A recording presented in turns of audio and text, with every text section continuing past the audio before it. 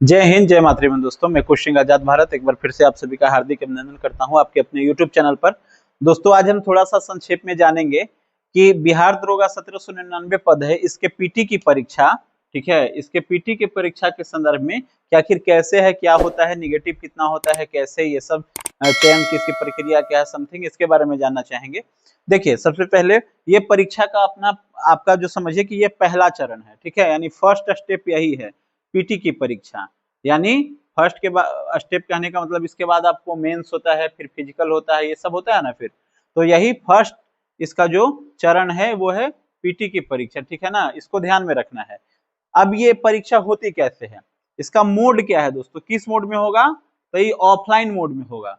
Offline कहने का मतलब आप जो हॉल में बैठकर आराम से पेन पेपर कॉपी ये सब उस तरह से जो देते हैं वही, ऑनलाइन नहीं, ऑफलाइन मोड में होगी। अच्छा, ध्यान देना है, ये पीटी की जो परीक्षा होगी ना उस दिन 2 पालियों में होती है, लेकिन आपको एक ही पाली में देना है।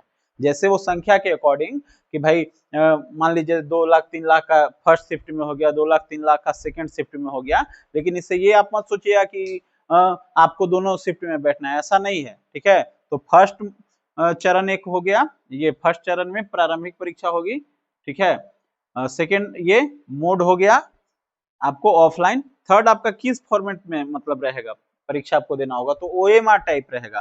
कैसा? OMR type. ओएमआर में आप लोग जैसे परीक्षा दिए ही होंगे, ओएमआर जो भरने वाला वो वाला। फिर प्रश्नों की प्रकृति यानी इसका नेचर कैसा होगा दोस्तों, प्रश्न आपको किस तरह के पूछे जाएंगे, तो प्रश्न आपको ऑब्जेक्टिव टाइप पूछे जाएंगे, यानी वस्तुनिष्ठ टाइप के, ठीक है ना, इसको ध्यान में रखना है। ऑब्जेक्टिव टाइप यानी 4 विकल्प वाला जो जैसा पूछता है वही। भाषा इसकी क्या होगी परीक्षा में, तो हिंदी और अंग्रेजी दोनों, यानी दोनों लैंग्वेजेस में आपको प्रश्न पूछा जाएगा, ठीक है ना। आपको जिसमें आप कंफर्टेबल हैं उसमें आप उत्तर दीजिए, कोई दिक्कत नहीं है, उससे कोई मतलब नहीं है। उत्तर क्या देना है, मतलब ओएमआर को भरना तो है। अब आप हिंदी वाले से समझ रहे हैं आसानी से प्रश्न को, तो हिंदी वाले को पढ़िए, अंग्रेजी को समझ रहे हैं तो अंग्रेजी को पढ़िए मिलाकर, जैसे भी। अच्छा, कुल समय कितना मिलता है, तो इसमें 2 घंटे का समय रहता है दोस्तों, 2 घंटा आपको समय मिलेगा, ठीक है ना। कुल प्रश्न कितने होंगे, प्रश्नों की यानी संख्या, तो 100 प्रश्न होंगे टोटल, यही ऑब्जेक्टिव टाइप के जो हो गए। एक प्रश्न कितने हो गए, तो एक प्रश्न 2 अंक के होंगे, ठीक है, यानी 2 अंकों के, ठीक है ना, 2 अंकों के होंगे एक प्रश्न। और निगेटिव कितना होगा, ये सबसे ज्यादा आपको यहाँ पर कंफ्यूजन में डालता है कि निगेटिव क्या होता है। निगेटिव होता है दोस्तों 0.2 अंक।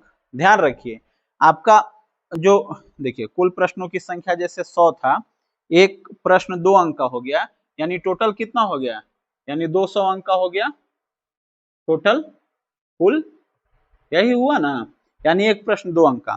तो वैसे निगेटिव पूछा जा रहा है तो 0.2 अंक आपको अंक में निगेटिव, यानी 2 का कितना, ये 10वां भाग, यानी एक प्रश्न का कितना, तो 10वां भाग, इसीलिए 1/10 प्रश्न। देखिए, एक प्रश्न आप सही करते हैं तो 2 अंक मिला, ठीक है, ये तो आप जान गए। तो 10 प्रश्न जब आप गलत करेंगे तो 0.2 इंटू 10 यानी 2 अंक। तो वही कहने का मतलब है कि 10 प्रश्न तक आप गलत कीजिए तो आपका एक सही वाला खत्म हो जाएगा, मोटा मोटी यही समझिए। और परिणाम क्या होता है, इसका रिजल्ट कैसे आएगा, तो कुल सीटों का लगभग 20 गुना, यानी 20 गुना का मतलब यहाँ पर मैं आपको लिख दे रहा हूँ कितना ये 1999, मतलब मान के चलिए इसको 1800, तो 18 दूनी 36, यानी लगभग 36,000, ठीक है ना। तो ये 36,000 के आसपास लगभग आपको रिजल्ट देगा, 2-400 आगे कर दे या पीछे, यही मोटा मोटी, लेकिन प्लस में ही रहेगा। तो मुझे लगता है कि अब आपको कोई कंफ्यूजन नहीं रहा होगा इसमें।